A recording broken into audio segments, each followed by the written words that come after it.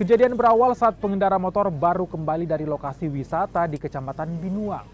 Erwin yang berboncengan dengan Juhariah berupaya menyalip truk tronton di depannya. Naas, saat menyalip, sebuah pickup melaju dari arah berlawanan dan bersenggolan dengan motor yang dikendarai kedua korban. Motor korban oleng dan masuk ke dalam kolong truk yang sedang melaju.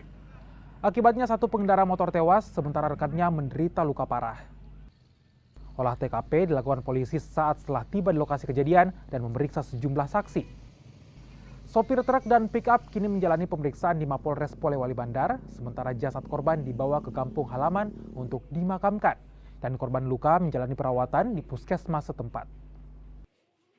Jadi kejadiannya sepeda motor hendak mendahului mobil Puso sehingga terjadi oleng, terjatuh sehingga terinjak sama mobil 10 roda Puso ini. Ini memangnya dari mana ini Pak?